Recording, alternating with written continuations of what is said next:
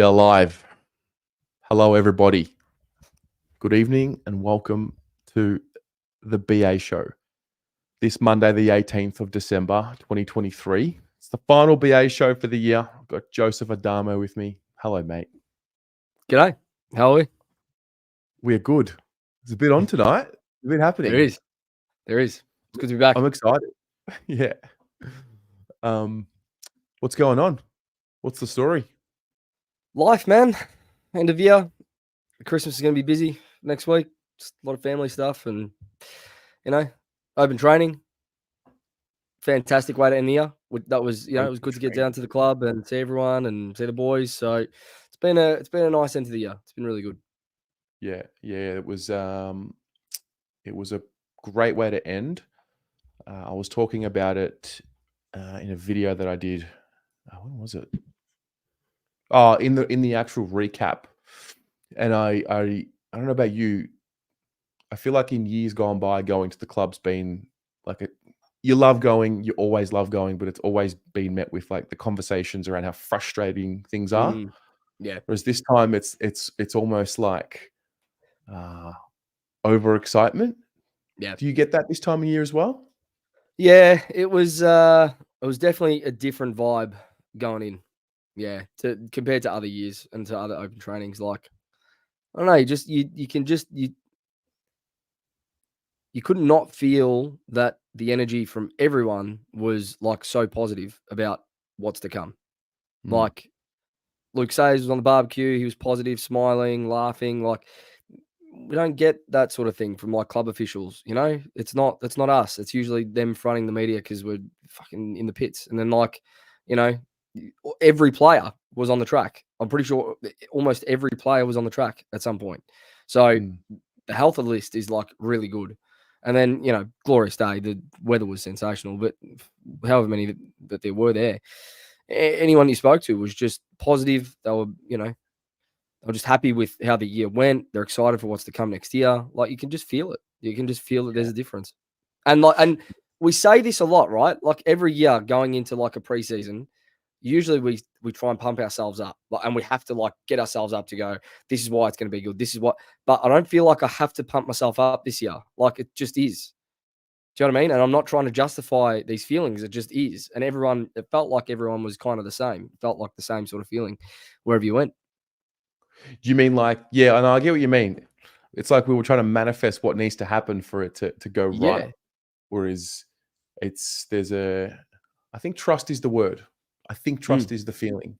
I trust what's happening with the entirety of the group, on field, off field, and everyone that's in place to know what to expect in terms of the way in which we go about it. Results-wise, hasn't happened yet, but I'm confident we've got the right people across the board, and that brings with it a different mentality. And then I found myself enjoying the community part of it a lot more. Oh, for sure. And I think trust, bang on. You hit the nail on the head. There is a sense of genuine trust from everyone in where the club's going, not just next year, but over the next 3 to 5 years. And I think it's clicked for everyone after this year to go, well, all right, the bad times, they were pretty bad. And even if it gets that bad again, we know they can dig themselves out of that hole. And it's not just about the week to week, it's about the broader picture. And it might not be next year, might not be the year after, but it's coming. And it will come, and this group will win one. Like, there is an inevitability about it. That's what I now feel. And whether it's next year or not, I don't care. But it will happen. Like, that is, happen. It's going to happen, man. That's the feeling. That's the energy. Yeah.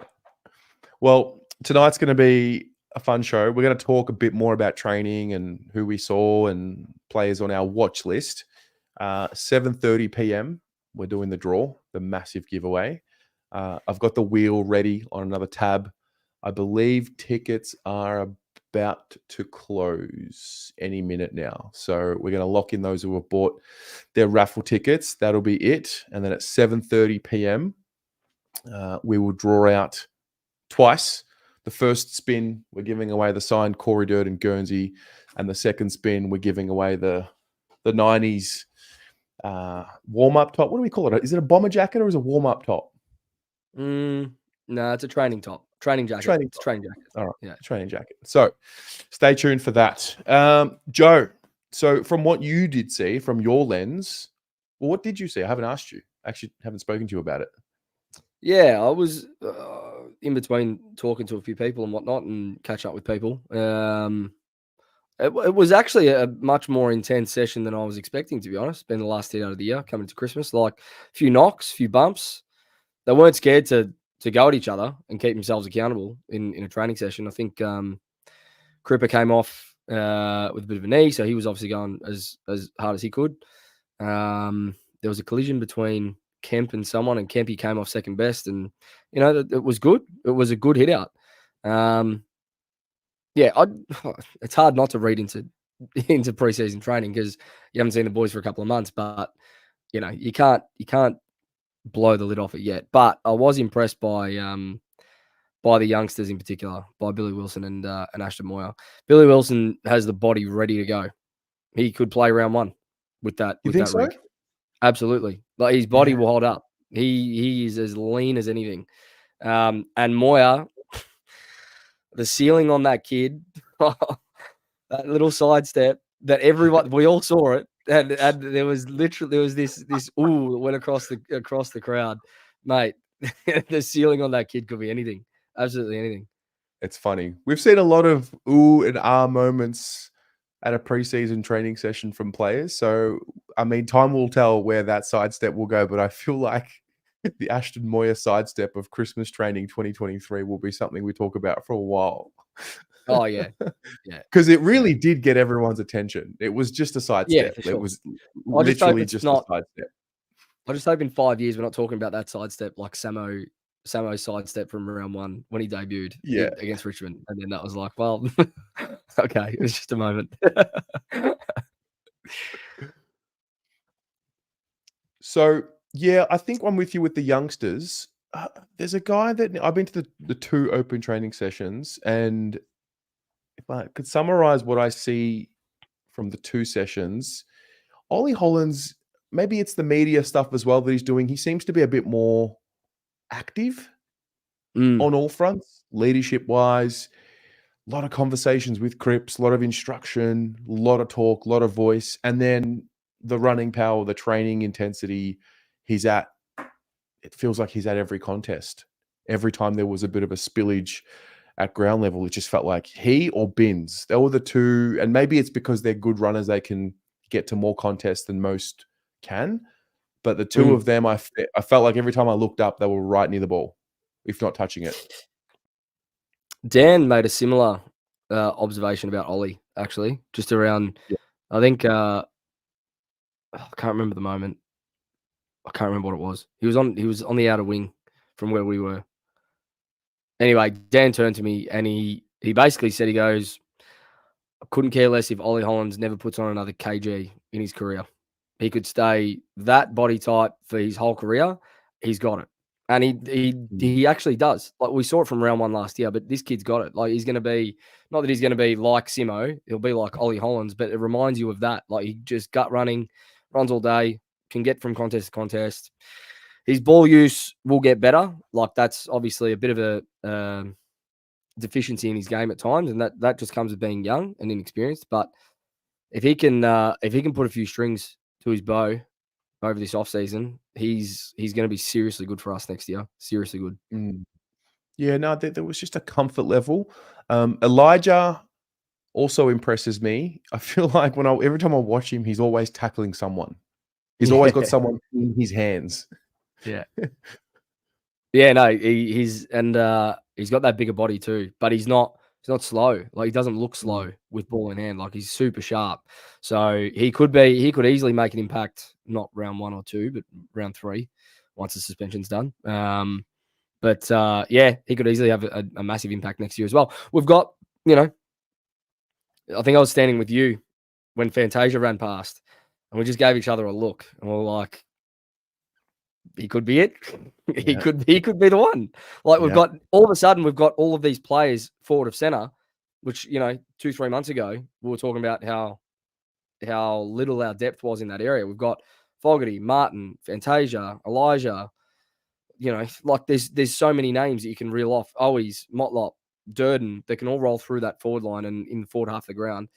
that we now all of a sudden look dangerous on paper and look dangerous at training, but it's about what we see from round one and whether or not that gels like instantly and straight away. Of course. Jason, good evening to you. Who's bulked up?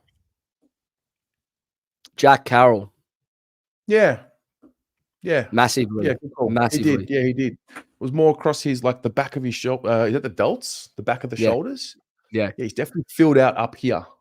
Mm. I don't know. He was the standout. He was the standout for me in terms of like Yeah. how much his body had changed from the last time we saw him. He looks like he's put in a lot of work. Last year, I know Cottrell was like clearly the one from last year where I looked at him. I'm like, wow, you've been in the gym.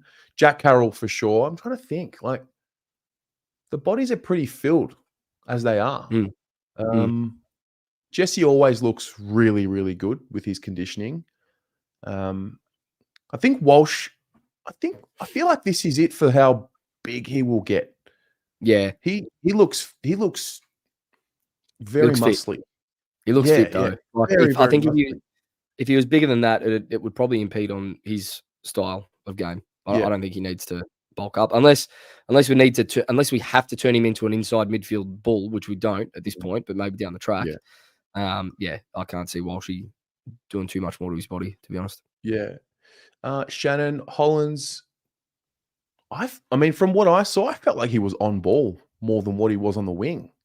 Yeah, he did go into the contest a lot more than what we saw last year. So maybe that's going to be something that we unleash, which is good because we need some running power out of stoppage. So I didn't mind seeing that, but I still think predominantly there was a lot of wing action for him and Akers in particular as well. Yeah, Chills, mate. This is why we're here. Thank you for the BA community for giving me a place to come and forget about my worries during a pretty tough year for me and my family. Thank you. Merry Christmas, mate. Merry Christmas to you. That's it's a beautiful message, and that's what we're here for.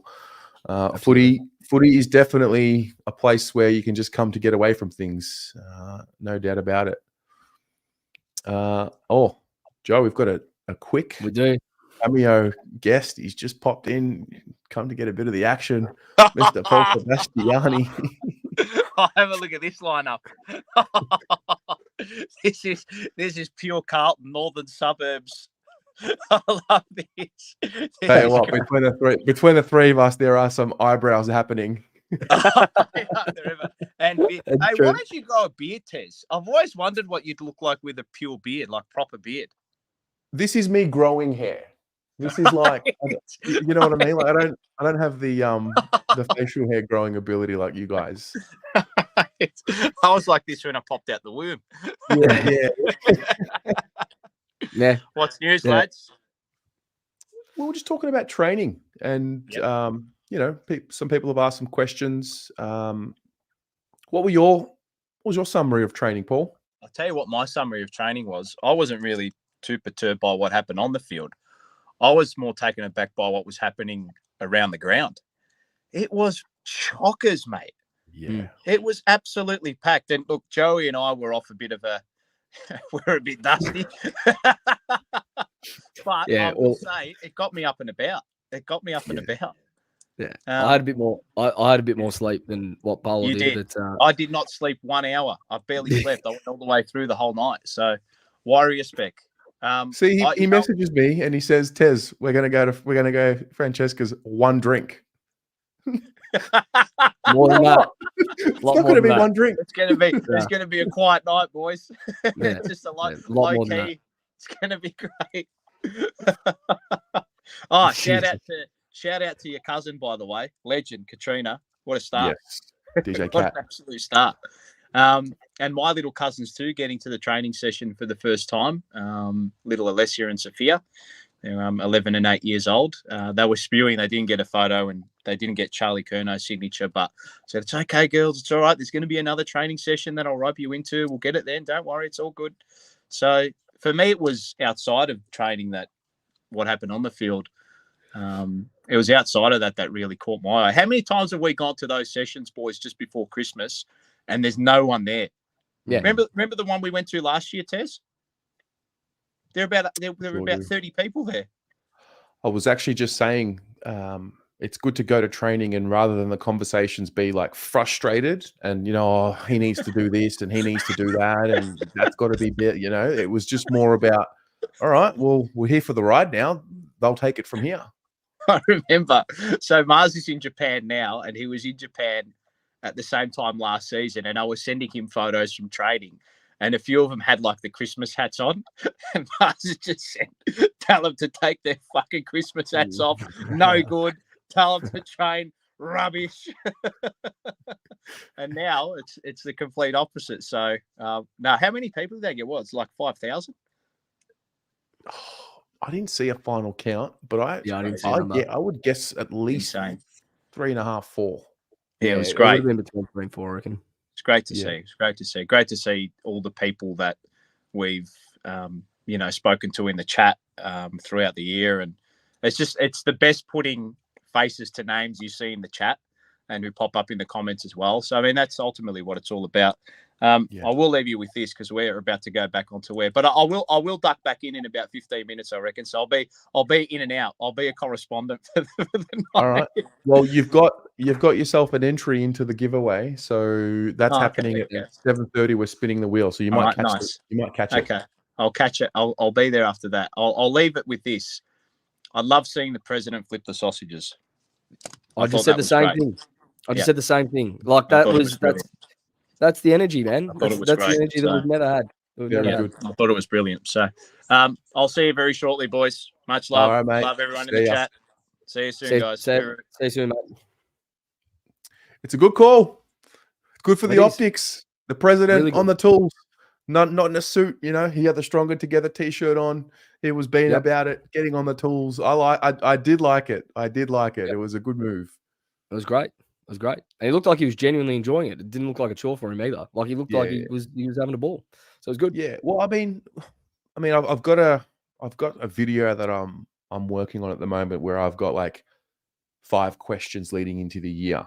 And listen, one of my questions going into 2024 is what is the status of the board? Like, Sayers is going to have to, he's got 1 year left for his term. We just got stable. And I guess my question mark is like, what is that? What does that succession plan look like? And that's going to be something that I think might gain some traction as the year goes in, the closer we get to the end of next season. So I guess we'll deal with it then, but it is an interesting part of the story as well, It is. Yeah, I haven't even really thought about who the successor is. Hopefully it doesn't matter, Hopefully we win a flag. And then it's like, well, whatever. We've now anyone can be president. Sayers can ride off into the sunset, and whoever comes in, they know what the standards are now. Like we've set the absolute standard for the club. So hopefully that's how we're talking about this come 8 months' time or whenever it is, 9 months' time. And hopefully we're not talking about, anyway, I'm not even going to go there. But let's just hope it's positive. Chills? No, they don't. They don't put a program or a calendar or a schedule out for open training, which would be nice. It would be nice to know when you can go, but it's just the nature of the beast. It's a closed facility for the most part in terms of being able to go and just watch them training whenever you like. It's not an open space like I think when the Pies train or when the D's train or anything like that. So we just kind of wait until we get news that we're going to train. Joe, I'll tell you another group that I want to give a shout out to. Carlton Media. So they put the 10-minute raw, uncut footage on YouTube this week. It's the first time they've done it since I think ever been consuming their content.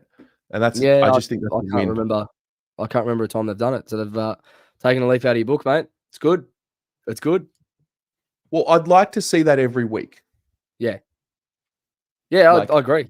A 10-minute video of training every week. Yep. For us that can't go to training. Yeah. I think they're understanding now what we want as consumers of Carlton content. Like we create also, but like we still consume a lot, and we want to consume a lot, as much content as possible, right? So I think they're starting to understand, and it's good. Some of the content they're putting out at the moment is unbelievable. I've noticed the thumbnails changed, the graphics are changing. Can't announce the graphics situation just yet. I'll let that one slide. There'll be a very special announcement made about that in the coming days or so. So my next question is, we've got 10 minutes before we do the draw. My next question is, who are your 5 players to watch? Going into next year. Who are your five players on your watch list? So I've got a video coming out straight after this show. I did my 5. These are your, you decide the category, you decide why you're watching them, you decide if it's a breakout year or if it's like they're senior players, but like, who are your 5 players on your watch list going into the year for any reason? And obviously, those of you playing along at home, who are you watching with a keen eye in 2024? I'll do it this way. So I think let's go with breakout candidate. And I think for me, if I had to pick between the two, so I'm going to look at this as who's going to come into the side that we haven't really seen have any impact at all. So the young kids, right? So Beans, Moya, whoever it is. I genuinely think that Ashton Moya next year will play 10 plus games. Like he just looks like he's got it. It just looks like he's got it. He's going to get opportunity. We know that like with injury and whatnot comes opportunity. And if you can put your stamp on it and have an impact early on, you'll get rewarded with games. So I think based on what we've seen from him as a junior coming through, and then obviously what we've seen limited at training, he stands out. And if you stand out in this group, like you're going to get your opportunity at some point. So I think breakout will be Moya. I think a bounce back year. So breakout, bounce back, Harry Mackay. And I've said this to death already. I don't even think it's that much of a bounce back that he's going to need, but because of all the scrutiny that he came under, it feels like he had a poor year when in reality, if you look at his numbers, he really didn't outside of goal kicking. So I think H is really going to bounce back, in a big way and silence a lot of critics next year. I think third category being MVP, said it to death, Sam Walsh. He's on my watch list. He's number 1 because I think he's going to have the year of all years. This is the stage is set for Sam Walsh to win everything, literally everything next year. Like that's the type of year that he could have. So I've already locked him in for the BNF next year for us. Locked him in for the Brownlow. Lock him in for the Norm Smith if we're there on the last day, and lock him in for a flag for playing. Get some good odds on that, mate. You get some great odds on that. That is the year that Sam Walsh could have. 2 more categories. I had one. Oh, like a fairy tale. Yeah. Well, there's the name there. Fairy tale category. Zach Williams. You know, I think if he can string together a year like Sam Doherty did when he came off his second ACL, and I think he'll surprise a few in terms of being able to bounce back quite quickly. And you know, he's going to be playing in a team that's got flag aspirations. So you know, there's going to be. I always imagine when we win it, not if, but when they do the medal ceremony, there's a few names there that are going to get really, really big reactions from the crowd, just for various reasons. Sam Doherty's obviously one, Cripper's another. But I feel like Zach Williams, if he does put together that year and he can help carry us to a flag, he'll be another one that we go, yeah, you were a whipping boy early on. You're on a lot of money. A lot of us gave it to you because you weren't pulling your weight. You come through adversity. We love you. You've earned it. So that's a fairy tale for next year. And I don't know, random. I'll call the 5th category just a random player to watch. Let's go with. It's an interesting one. Yeah, let's go with David Cunningham because I don't know where he fits now with a few of these inclusions in the forward half, and I'm not quite sure. I'm just not quite sure if he's gonna have the opportunity that he did this year in the back half of this year to just get some games under his belt early on. There you go. There's your 5. Okay, I like that. I like it. Ur with the 80 says the boys look sharp Saturday. Can smell next year's flag. I think we all can. We just don't want to jinx it. Yeah. Yeah, that's an interesting 5. That's a really interesting 5. I'll tell you mine after. You'll watch mine after the show. I did a video on it. Okay. One name that didn't make it, but as I was scrolling through the list, and I don't know if he's not forgotten, but I think there's you know how you get the recency bias in certain situations, and like, oh, a player might have played really well start of the year, got injured at the end, and we kind of forget. Matt Kennedy, like, he is very lean. He's the leanest I've seen him. He's always been thick. His legs are always thick, and I just think he's kind of putting it all together, and I think he's gonna rise back up. I think 22 was a bit of a breakout for him, where we started seeing the best of him. Then 23, not quite the best of him. Then we saw it in patches, and then he got hurt and whatever. And I just think he'll be back up for a bounce back. Yeah, it's a good shout. Good shout. That could have easily been my player that in place of Cunningham, because I don't know if that midfield's firing. I just don't see where he fits. I don't think we can play him all. Like, I really don't. I feel like it's too big. It's too big. We don't have. There's not enough dynamism in there. It's very one dimensional. Like Kennedy, Hewitt, Cripps, Chera, all pretty big bodies that go in and under at various times. Like, you don't need four. And Walsh, you know, he can hunt his own ball too. So what's Kennedy's role in that midfield group? I'm not sure. He had an impact in the semi when he played forward. You know, like he genuinely did have an impact that game. I don't care what anyone said. He kicked a goal when we needed it, so he hit the scoreboard. He set up a couple late, and he had some serious impact forward to center. So maybe if we need a bit of a hybrid forward mid option, he could be the one. But yeah, he'll be interesting. He'll be interesting to watch. I think I look at Zach a bit more for that dynamic pinch hit on ball. I think in theory, Billy Wilson, and because what I see of Billy Wilson at training, when the time comes for Billy Wilson to be doing that in the seniors, that's going to be very exciting. But Zach, the interesting thing about Zach is, if you're scouting Carlton next year, you're going to go look at footage from 2022. That's the last time he played. And okay, cool. Watch him in 2022. Totally different team back then to what it is now. Defensive scheme, etc. He also didn't play that many games in 2022 anyway. So it's kind of like there's that new recruit notion, and then there's also our backline will evolve because of him being back in there. And so we're not just getting stagnant playing the exact same way out of the back half. We're actually going to have to evolve a bit. So it makes us a bit more unpredictable. Now teams have to not just only stop Sard's run off ball to receive a handball. Like, they've got to then put a block on Williams, a block on McGovern, a block on Sard, like Newman. So you've got four players that can literally receive a handball off the last line of defense or off a half back that can go through the corridor. So good luck. Good luck. That's a lot of running power from the back half now. That's a lot of running power. Yes. No, it sure is. It sure is. Okay. We've got 2 minutes. It's time. It's about time, isn't it? I think it is. I think it is. It's time. Okay. So let me just get this. So for those of you who watch the show every Monday, we're doing a nice giveaway to end the year. It is Christmas time. So whether you celebrate Christmas or not, it's just end of year. It's end of year time, and it's a time to reflect, time to come together, and as a token of my appreciation for you guys, especially those of you that tune in every Monday. It's like the same names. It's amazing. But also all of you who have tuned in over the year and over the last 6 years, doing a giveaway. So we're going to raffle off. We've done it. We've got a wheel. I've got Corey Durden's signed Guernsey from this year.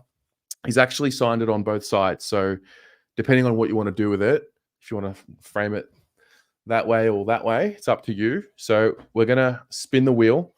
I just want to make sure there aren't any last second names that I have to put into this wheel. Okay. All right. No, we're good. All right.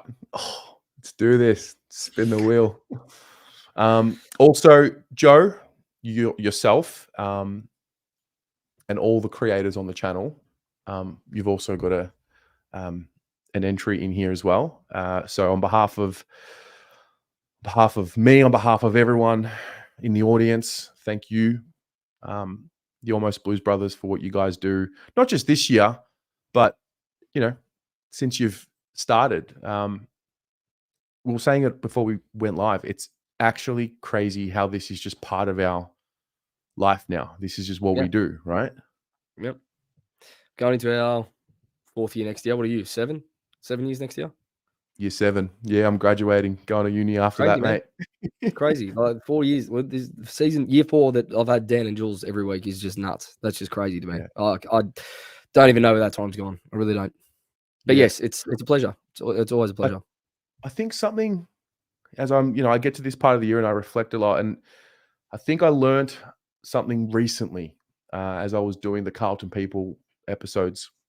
A lot of the people who I had spoken to were going to the footy in the 80s, 70s, 80s, and 90s, and I'm talking about Princess Park, and you just went there, and it was just home, and there was that community spirit, and maybe we lost that a little bit when we moved to the MCG and we moved away from Princess Park. But from my lens and the way I view it, I mean, as someone who started this when I wasn't in the country, this has always been that feeling of that community again, that feeling of that family again. Like, there's so many familiar faces now when you go to the footy, you go to training, not just that I know, but that you all know and that you all have met. So this for me is our competitive advantage. For sure. That's a really good analogy. Really good analogy. All right. I'm going to share my screen and we're going to get this done. Oh, I love this. This gives me joy. So what I'm going to do is, so you'll see the names to the right. This is everyone's name. You'll see up here results 0. So I haven't done this yet. I'm going to shuffle this a couple of times. Joe, how many times am I shuffling this? What do you reckon? 3. 3? All right. Yeah, let's do that. There's 1.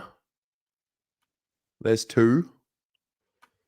There's 3. Let me see if I can fix this.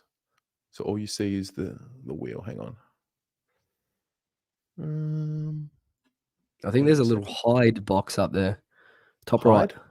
right. Top right. This? No, hide. No, keep going across. There you go. What Yeah. Kind of want this to go full screen. All right. There it is. Okay, so good luck, everyone. The first prize, so the Corey Durden signed Guernsey, goes to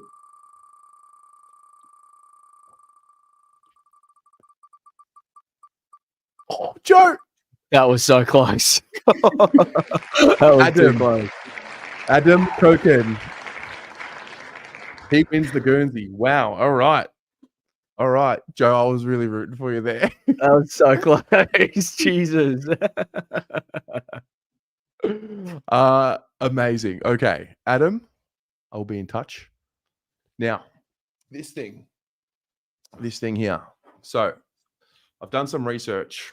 So, Nike became a sponsor of the Carlton Football Club in 1998, end of 98, start of 99. And this is when this was made. So there was a bit of a chat about it last week, whether it was mid-90s or whatnot, but we were Adidas for a while. It wasn't until the late 90s that we became affiliated with Nike. So this is a ridiculous collector's item. I don't know. Extra large, fits large. I've only worn it. I've worn it twice to the footy, but it's a great piece, and we're about to give it away. Oh, are we shuffling again, or are we just hit it? Well, do we have to remove Adam, or has he got 2 entries? Well, no, because one ticket gets you to. Then you know what I mean? Go for it. Let's do it. All right, let's go.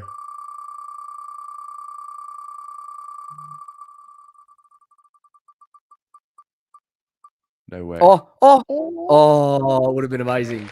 It would have been amazing. The Koken's really cleaned up. Cheryl Pellegari. Incredible. Cheryl, are you here? Wow, the Koken's nearly cleaned that up. So close. Very close. Amazing. So let me write this down. Cheryl and Adam, congratulations. I will be in touch with you after the show. Cheryl. Well done. It's good. Giveaways are always good. Giveaways are good. Giveaways are good for the soul. Apparently Cheryl's in here. Pommy I reckons thought I Cheryl's saw her name earlier. I could have sworn I saw her name. have a look. Cheryl, are you here? Are you with us? Yep, there she is. Yeah, she's here. Cheryl, congratulations. Amazing. I will be in touch. Or if you want to send me a message, I've got your email address. I can email you after this. But congratulations to you and Adam. Paul's back. Hello, mate. Drew. Hello. Who won the giveaway? You didn't win anything. Adam won the Corey Durden Guernsey, and Awesome. Cheryl literally just won the jacket.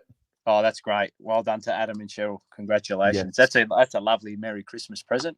And that is a Yeah, it's great great. Christmas present. It's Fantastic. a very rare collector's item. Very hard to get these jackets these days. I was going to say, yeah, they're a dime a dozen, aren't they? They're like hen's teeth trying to get those, aren't they? Yeah. That's one we can call. That's what do we call? We're not saying Merry Christmas anymore. We're saying Make Merry. So to everyone out there in the Carlton community, make merry. Did Merry Christmas get cancelled? Yeah, by the Stonington Council. What? I don't live out that way. I don't live out that way. It's Merry Christmas. I do. I didn't even know. Yeah, make merry. Oh, Make merry. Yeah, make merry. What are we doing here? What are we doing here? I've got 2.5 minutes until I'm back from the break, but I just want to say I love you too.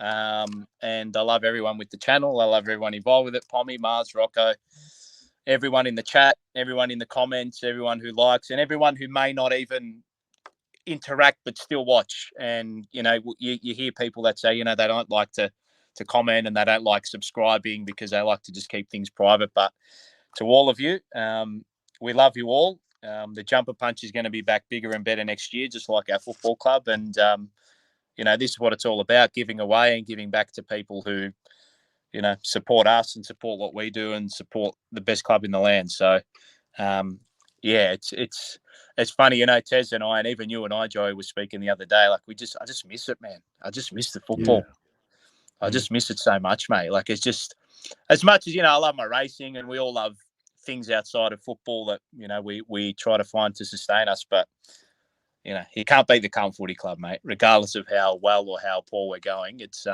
something that bonds us all together. So, mate, 2024, I've never looked forward to a season more than this one. And I think Mars and Rocco are the same as well. So, yeah, it's good to see. And the giveaways, mate, this is what it's all about, giving back. And, yeah, mate, premiership bound next year. Did you see what Adam Sard said in The Age? Yes. Yep. Into the ether, boys. Well, Paul, our preview for Adam Sard will come out in the next couple of days. And I mean, we touched on that. We touched on the moment at the end of the prelim where he was addressing the group. We did, yeah. And we will see next year if that has any bearing on his, just on his position in the team. Yeah, it's funny, and I think the one thing that we mentioned too was that they've never known winning momentum into a new season like they have this season, 2023 to 2024. So, how they deal with it, true. We'll find out. That's a great point. That is a great point. I don't know how we do. I don't know how we'll deal with it. I saw it at open training that everyone's behind them. So it's now over to you, boys. It's a great point. Over to you. Great point. Over to you. All right.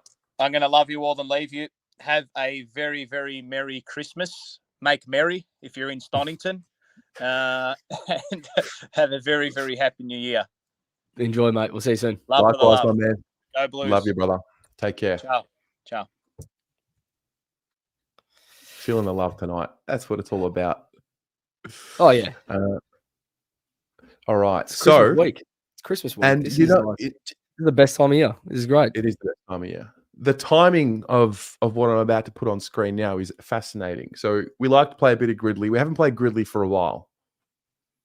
I think today's Gridley. Last time I was on here, we had a good crack at the Gridley.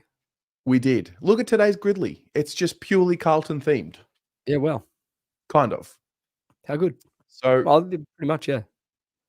So I had a go at this. I did the bottom right, and then I realized I should just wait. So guys and girls, before we finish the stream tonight, let's go through and do one more Gridley for the year. Let's do it. Okay. I have not played Gridley, I reckon, since the last time I was on here. So this is gonna be good. This is good. All right. Let's go with you know what? Let's go with top left. So we need someone that played for the club, whose brother also played in the Football. AFL. Yeah. Okay. Okay. Is this an Ollie Hollins? Too recent. I'm trying to think back. Ooh. Like the early 2000s, there's got to be one. Oh, here's one for you. Was it Andrew McGrath that played for us? Was his name Andrew? Was he Early Corey 2000s? McGrath? Yeah, was he Corey McGrath's brother? Were they brothers? I don't know. Well, if someone in the chat can tell me, firstly, if his name was Andrew, I'm pretty sure it was Andrew. And secondly, if they were brothers. Yeah, see, Jack Hardy's saying Corey McGrath, but that's the one that played for Brisbane. Yeah. We had a McGrath, and they looked very similar. I'm sure Well, they were there's a few related. names here. There's Glascott, Madden, Serafini, Kekovic, Sticks, and David Kernahan. Oh, it's Oof. Corey McGrath that played for us. Ash McGrath is his brother, and he's the one that played for Brisbane. But I don't know if they're brothers. I'd need someone to confirm if they're brothers. I don't want to. Okay. I don't want to screw this on like the first grid. But I First reckon that'll be genuine, almost unicorn. Corey McGrath, Ash McGrath. All right, I'm gonna roll with it. No. Corey- I want someone. Corey McGrath's the one that played for us, but I don't know if they're brothers. I don't know. Someone needs to. Oh, Wowdy reckons they are. Wowdy reckons they are. So Nah, Joe, I'm backing you in. You're gonna muff it on the first go. Oh, you done it. Oh, that's a good one. That's a good one. That's very good. Let's go. Let's do it. All right. Let's go a Carlton player that has been a teammate of Charlie Curnow. So that basically means somebody who's played a game with Charlie Curnow at Carlton. Let's go like 2018, like Hugh Goddard. Matt Shaw. Remember Matt Shaw? Did he play with him? Yes, I do remember Matt Shaw. Did he play with Charlie? Oh, may have been. I remember Matt Shaw played in that St Kilda game when we wore the grey pajama suit. I don't know if Charlie was playing. No, Charlie played against the Saints under the roof where we had the Hyundai alternate Guernsey for sure. He might have played that day with the grey. Paulson, Schoenmaker. Oh, Schoenmaker did me dirty last feel time. like Schoenmaker was Angus Angus Shoemaker. I think he was 19 when Charlie was like done. Yeah. Yeah, there's bound to be one that we've forgotten along the way.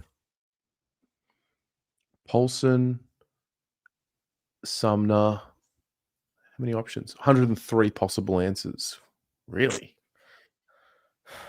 Darcy Lang? He would have been after Charlie, maybe? No. Darcy Lang definitely played with him. Yeah, he played with him against Essendon. That's a good one. Essendon. Because then Bolton copped the sack, right? And then they played the week after. Did Charlie play that day? Against Essendon? Well, he played against Brisbane the week after. Yes, he did. You're right. I just don't know if he played against Essendon. I know the game you're talking about. I can't remember. I'm sure he did. Yeah, very good, Joe. Very good. On fire tonight. Tonight's my night. Very good.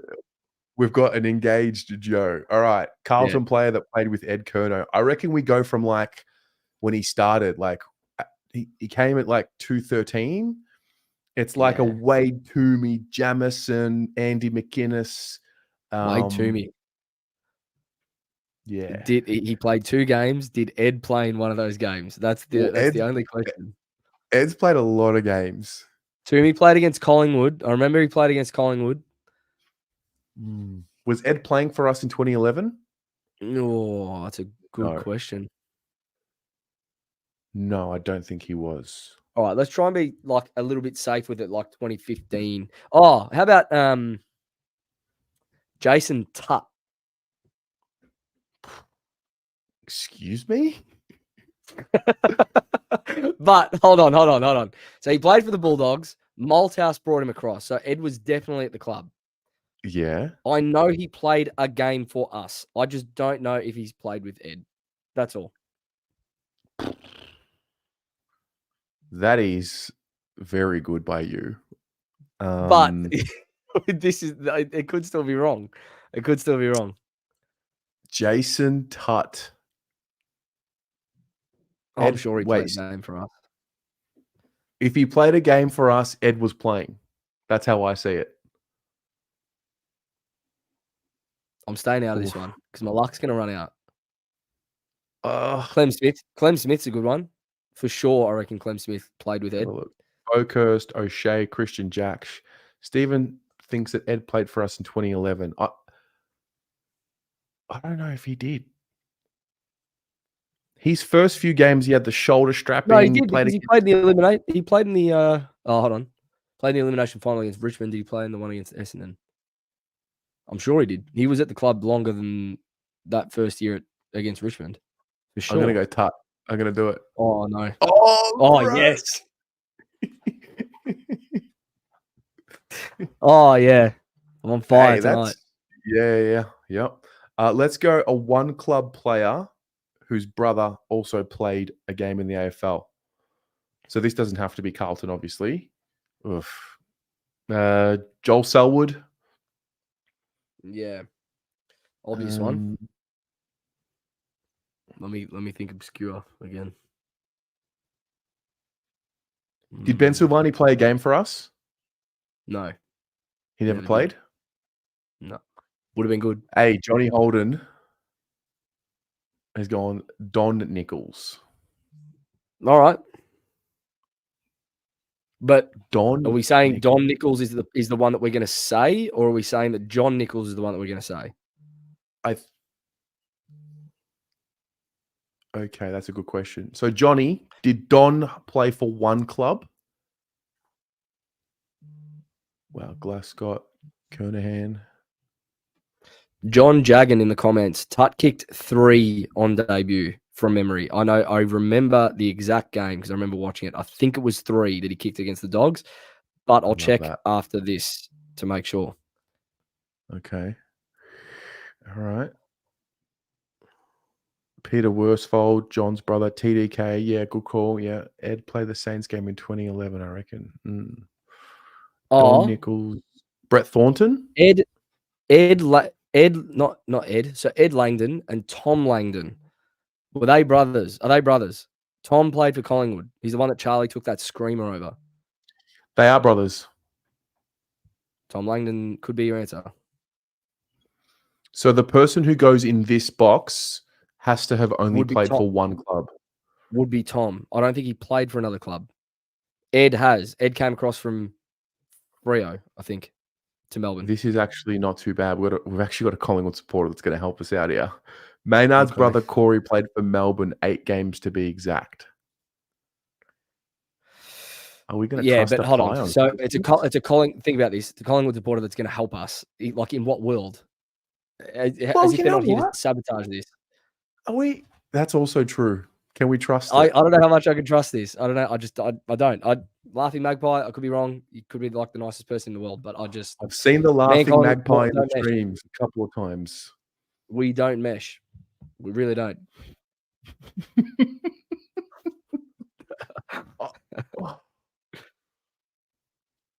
Ed Langdon is 2 clubs.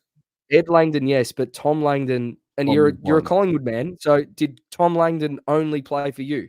Because if that's the case and they were brothers, Tom Langdon could be the answer. I reckon Maynard's not a bad shout. So Corey Maynard. All right, you know what? How's this? Let's just go with it. And then if it's wrong and he sabotages us, we can just hammer him. Otherwise, he's a mate of ours, and that's it. Let's do that. True. So are we going for Corey or Braden? Well, he has said Maynard's brother Corey played for Melbourne 8 games. So let's go Corey. He named his account after a bottle of wine. There you go. All right. Wow. Beautiful. Well Laughing done. Magpie. Look at this, mate. Well done. World peace is achievable. You know what I'm saying? That's it. That's it. Sometimes All right, you we'll just be got to mates. trust. Yeah. That We'll be was mates very for good. tonight. The next 5 minutes, we're mates. All right. We need a one club player that was a teammate of Charlie Curno's who played a game with Charlie. So this could be someone that played like one game in his whole career for Carlton, never played again. And Charlie happened to play in that same game.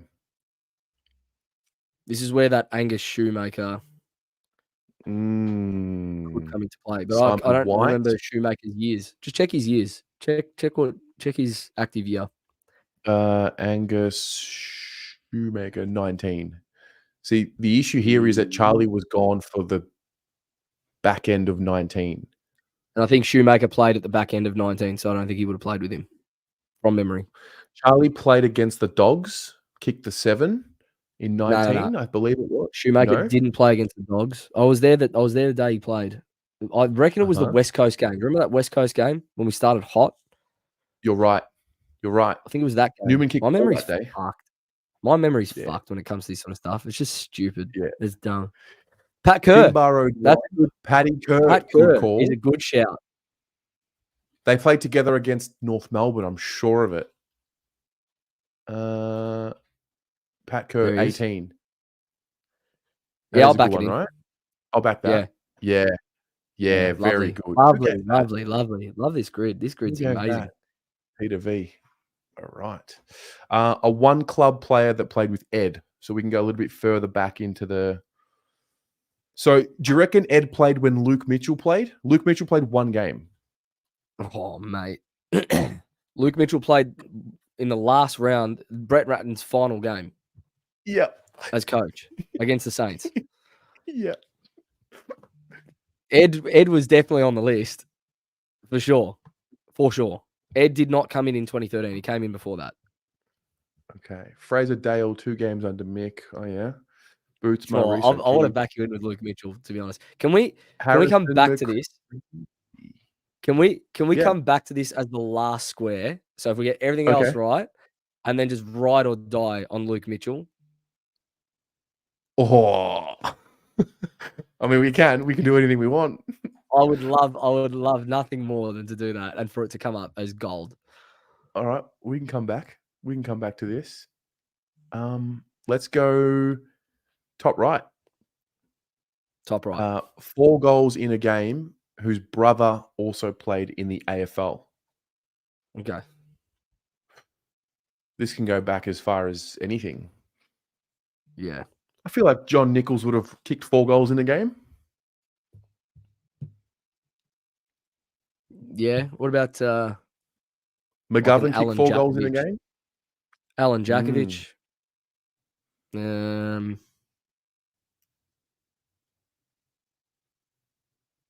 One of the materials. Did any of the Scott brothers kick 4 goals in a game? Nah. Back pockets. No way. Ed Curnow. He did. Ed Curnow? He kicked 4 against the Swans. He kicked 4 against the Swans. With this celebration. He kicked 4 against the Swans. Ed Curnow kicked 4 goals against the Swans at Marvel.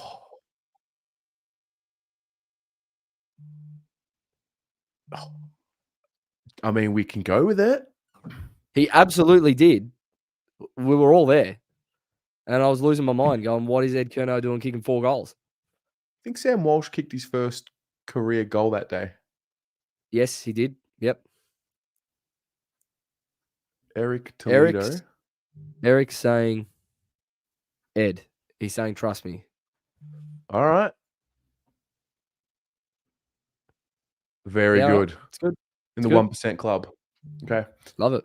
Someone who kicked 4 goals in a game and played a game with Charlie Curnow.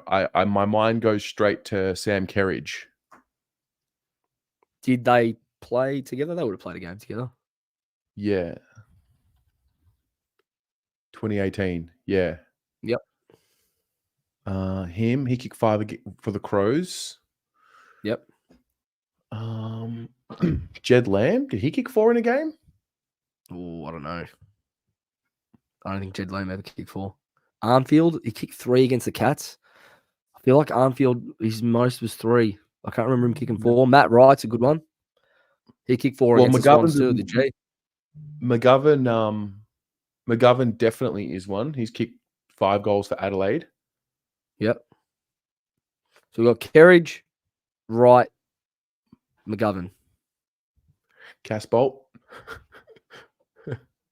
Oh, Jesus. Almost don't want to put it.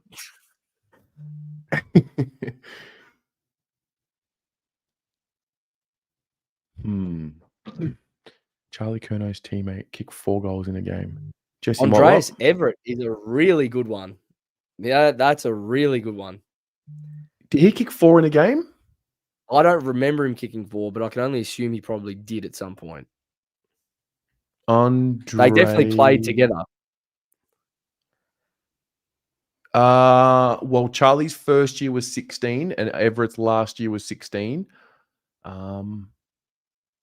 Yeah, a bit touch and go. Maybe leave that one. Judd. No, I don't think they overlapped. They didn't overlap. No, they didn't overlap. No. Everett kicked 4 100%. Oof.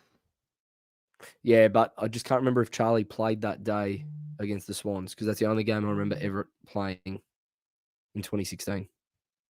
Yep. I feel like Charlie didn't. He didn't debut that early. He debuted in round 2. He didn't play round 1. He debuted in round 2 against. Did he miss time though? I remember he had like glandular fever or something that first year. Yeah. Am I remembering incorrectly? I think so. Oh, Zach Fisher. That's a good shout. Kick 4 against the Eagles when he came back from the ankle. Great shout. Yeah. Let's lock that one. Yeah, it's a good one. That's good. Oh boy. Love it. It's your boy. Yeah, he still makes it in. Still makes it to the show. 4 goals in a game and a teammate of Ed Curnow. Okay. This is where you could put Andreas Everett. If he definitely kicked 4, which he would have. Jack Martin. I'm sure he would have. Tom Bell for 4 goals. Did he? Jared Wade. Oh, did he? Daigen. True. Daigen. Absolutely. They both played that day. Okay. Not as rare as what I would have thought. Yeah, not as rare. We can undo. Oh, we've got no. Well, let's just wait because we're doing Luke Mitchell here. So if Luke Mitchell hits, then we undo Daigen and we go for something more rare. If Luke Mitchell doesn't hit, then we've got to redo on Luke Mitchell. Did Ed Curnow play that last game? Ratz's last game. Could be the greatest. This could be. I'm telling you now. If this is right, this is the greatest Gridley answer ever. All right, let's go. Oh, he played. Oh, he did. My God. He did. Oh He my played. God. That is fantastic. That's the best. That is the best. All right, let's redo the Nick Daigen one because I want purple here. That blue shits me. Okay. 4 goals in a game, played with Ed Curnow. Lockie Henderson, Eddie Betts, Jeff Garlett, Nick Newman, kick 4 in a game Kerridge in 2019 Yeah. against West Coast. Knew he did. Yeah. Yeah. He did. He absolutely did. Should I go with it? Yeah. Yes. Oh, Yes. Yes. no one picked it. No one picked it. Yes. Fucking go. That's Amazing. fantastic. That Amazing. is so good. That's the best. That is how the you best. end. That's the best Gridley I've ever seen. I'm sorry. Hands down. Nick Newman kicked 4 against the Eagles 2019. That's funny. You sparked it because you mentioned the game just earlier. The West Coast game. Yep. Oh yeah.